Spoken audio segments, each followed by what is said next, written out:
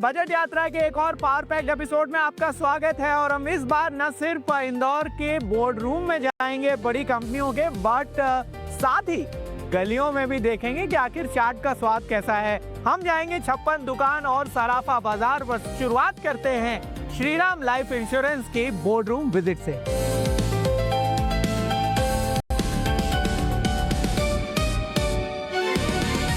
Budget यात्रा की गाड़ी अब जाकर रुकी है श्रीराम लाइफ इंश्योरेंस कंपनी के दफ्तर में, और यहाँ पर हम जानेंगे इंदौर बेस्ड ये कंपनी की बजट से क्या उम्मीदें हैं, खुद एमडी एंड सीईओ से। मिस्टर जैन, अच्छा लगा आपको देखकर इंदौर में। अंकुर, आपका इंदौर में स्वागत है। Thank you for coming to Indore. Thank you so much. और ईटी नाउ स्वदेश पे ये बजट यात्रा है, और हम इंदौर में अगर हम बात करें कंपनीज की, खासकर फाइनेंशियल सेक्टर में, हम लाइफ इंश्योरेंस कंपनी में आपकी कंपनी के बिना तो काम चल ही नहीं सकता। Thank you very much for coming. बहुत बहुत धन्यवाद आपका। इस शो में हम चर्चा करते हैं खासकर बजट में क्या उम्मीदें हैं इस बार, तो उस पर अगर आप बात करना चाहें कि इस बार के बजट में पर्टिकुलरली लाइफ इंश्योरेंस कंपनियों के पॉइंट ऑफ व्यू से आपको क्या लगता है, क्या उम्मीद है? जीएसटी के रूप में एक बहुत बड़ा तोहफा ऑलरेडी गवर्नमेंट ने इस इंडस्ट्री को दिया है, विच इज़ क्वाइट वेलकम। इस बजट में हमारी हमेशा से एक डिमांड रही है कि there are various saving product in India.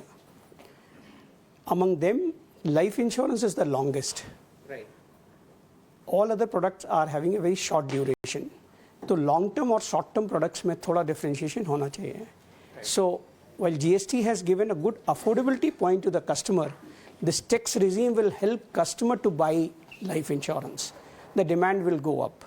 So our expectation from the government in this budget is if they can enhance the limit or give a better tax rebate for life insurance as well as for pension plan.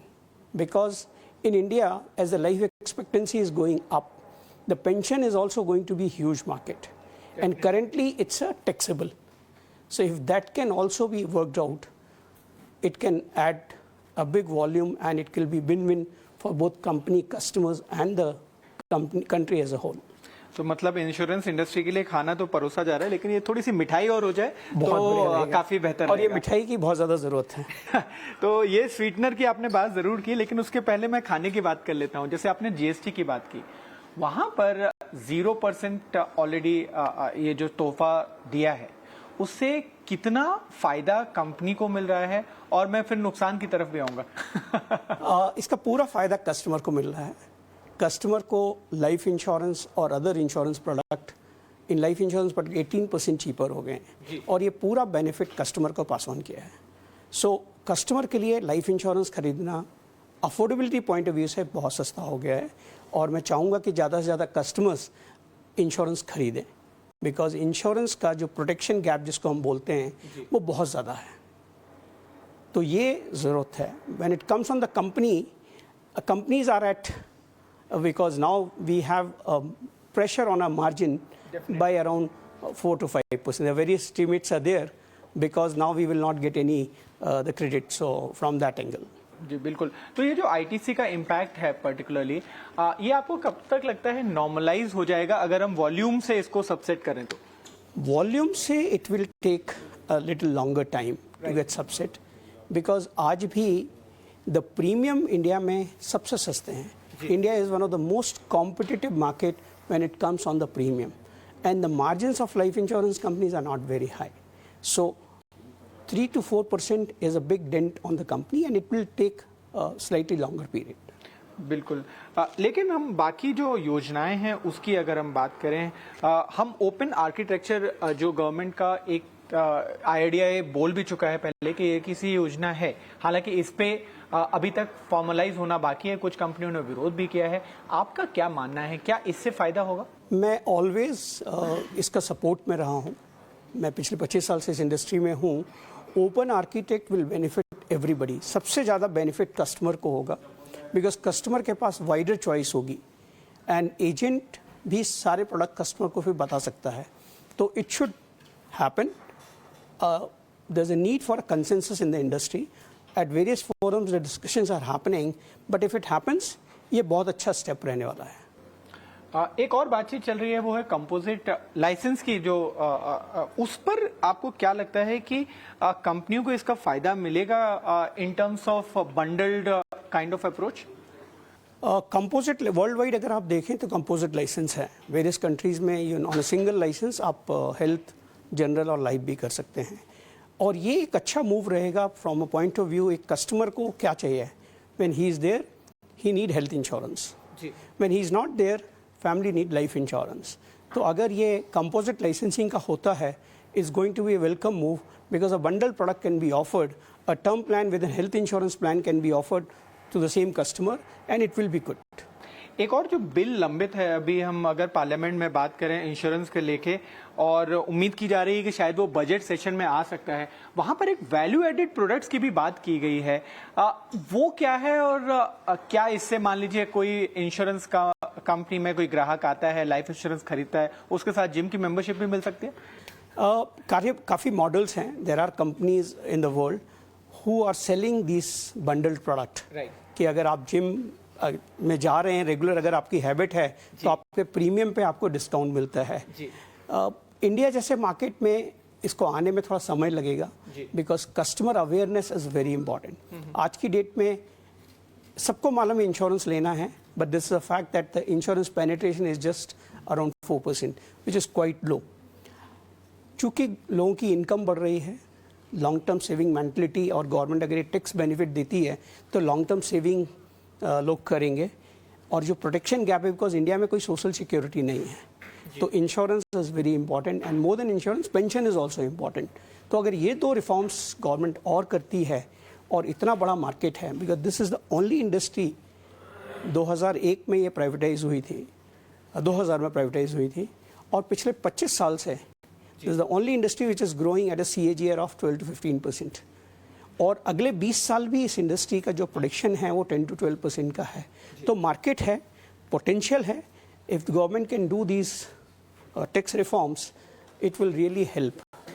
तो जैसे हम sweetener की बात कर रहे हैं, तो यहाँ पे थोड़ी सी और मदद हो सकती है। आपने जो ये एक तो GST का अभी पुश मिल गया, साथ में अगर बजट जो बिल है लंबित है, वहां पर भी अगर मान लीजिए ये पास हो जाता है, आपको लगता है जो मच नीडेड गवर्नमेंट सपोर्ट था वो लगभग हाथ ओवर है, और अब जाके इंडस्ट्री को परफॉर्म करना होगा और कस्टमर्स को रीच आउट करना है? या इंडस्ट्री को डेफिनेटली परफॉर्म करना है, and open architecture will really help to reaching out to the customers, because सबसे बड़ी जो कॉस्ट है वो डिस्ट्रीब्यूशन कॉस्ट है, और इंश्योरेंस में लॉन्ग टर्म कैपिटल की रिक्वायरमेंट है। So the another welcome move is now that 100% FDI is allowed, because in the normal scenario it takes 10 years for companies to reach a break even.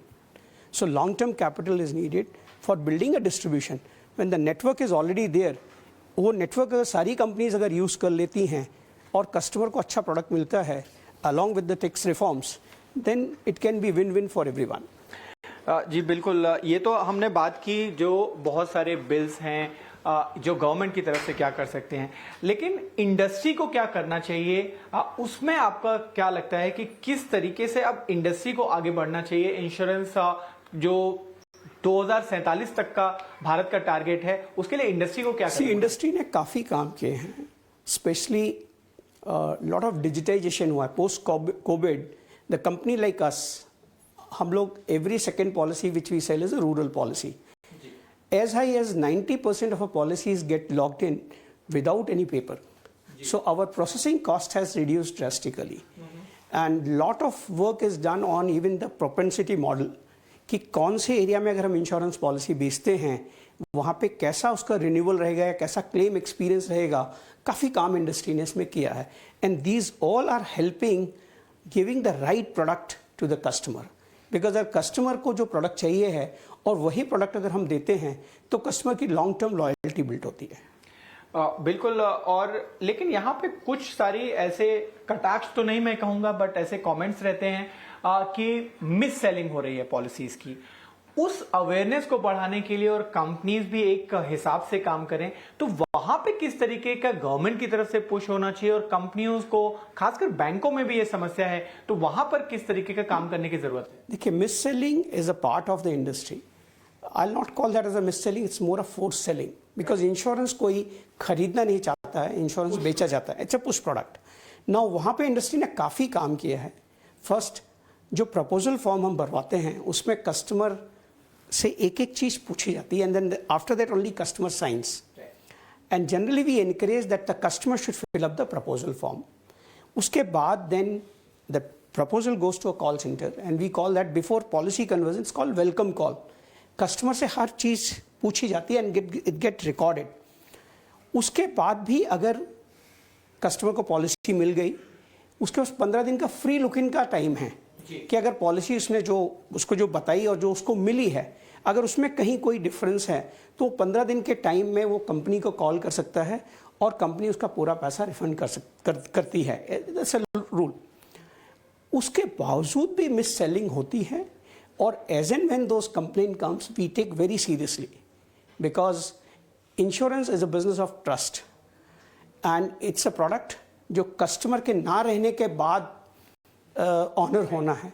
तो we are not in favor, and nobody is in favor that even a single policy should get missold, and we are working. It's a continuous journey. Over a period of time, I'm sure when the market get matured, it will get reduced further. जी, अगर हम आपके company की particularly बात करें तो एक बड़ा investment हुआ है ग्रुप लेवल पे। आपको लगता है इससे ग्रुप लेवल पे जब इस तरीके का पैसा आता है तो लाइफ इंश्योरेंस कंपनी को भी फायदा होगा? Definitely, an investor like this will definitely help the sentiment for the overall group, and our promoters are Sriram Group, and this is an investment which is not big for the group, it's big for the country as well, and investment of this tune will always improve the sentiment within the group. It has improved, outside the group also it will definitely improve. आपकी company की हम particularly बात करें, आपने किस तरीके के मानक अपने लिए टारगेट तय कर रखे हैं अगले, अगर मैं 2 से 3 साल की बात करूं? देखिए, ये जैसे मैंने बोला, इंडस्ट्री पिछले 20 साल पुरानी कंपनी है, इंडस्ट्री 25 साल पुरानी है। पिछले 3 साल से हमारी कंपनी की ग्रोथ 40% है, when the industry is just growing by 15%, and our written vision for 2030 is there that next 3 years or next 5 years we will grow at a CAGR of 25 to 30%. So every year we have to beat the industry growth, and we are currently at number 7 position on number of policies, and on premium we are 13th. We look forward to have on number of policies top 5 positions, and on premium among the top 10 positions. So that's what is we are looking, but more important that our founder chairman always says that we should reach out to the common man of India. Insurance की सबसे ज़्यादा जो ज़रूरत है वो आम आदमी को और गरीब को ज़रूरत है। तो how we can build a distribution which is affordable yet reaches to the person who really requires, and that's what we are busy in doing it. Geographical presence की अगर हम बात करें, हम चूंकि इंदौर में हैं और आपसे जुड़े हुए हैं, वहां पर हमारी बजट यात्रा भी अलग अलग जगह इसी तरीके के शहरों में जा रही है। तो मैं समझना चाहूंगा, इंश्योरेंस को इन सारे शहरों और खासकर गांव तक पहुंचाने के लिए क्या और कदम होने चाहिए, और आपकी कंपनी उसके लिए क्या प्रयास है? मेरे हमेशा रेगुलेटर से ये रिक्वेस्ट रहती है कि companies who are going in the rural market, Indore तो बड़ा शहर है, मध्य प्रदेश में हमारे 60 सेंटर्स हैं। So probably after LIC if any other company is having this type of rural network is Shriram. तो मेरा हमेशा ये रहता है कि इन जगह पे लोग खरीदना चाहते हैं, एक अच्छे एडवाइज़र का बेस हो, एजेंट्स का बेस हो और अच्छे प्रोडक्ट्स हों, और अगर ये ओपन आर्किटेक्ट हो जाता है तो then definitely this will help in reaching out much faster. जो ग्रोथ हम अगले 10 साल में अचीव करेंगे या जो पेनिट्रेशन 10 साल में अचीव करेंगे, by this step alone it can reach in a much shorter period. एक आखिरी सवाल आपसे मैं लेना चाहूँ, अगर संक्षेप में इस बजट सेशन को और वित्त मंत्री जी के जो बजट में स्पीच होने वाली है, वहां से इंश्योरेंस इंडस्ट्री एक लाइन में क्या एक्सपेक्ट करती है? एक लाइन में मेरा एक्सपेक्टेशन यही है कि अभी आपने GST की अच्छी छूट दी है, इससे ये प्रोडक्ट अफोर्डेबल हुआ है, आप टैक्स का बेनिफिट और दें, डेफिनेटली द कस्टमर का motivation for long term saving will be there. So मेरी रिक्वेस्ट यही है कि इंश्योरेंस को treat this as a long term product and pension को टैक्स फ्री करें।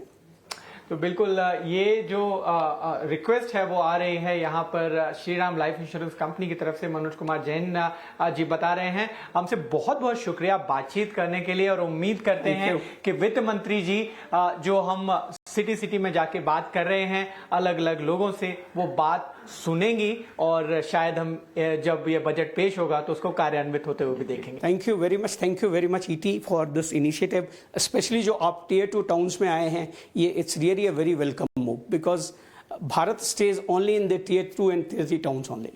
So life is much beyond Bombay and Delhi is there in these small cities and towns. So thank you very much for this initiative. Thank you so much. Thank you.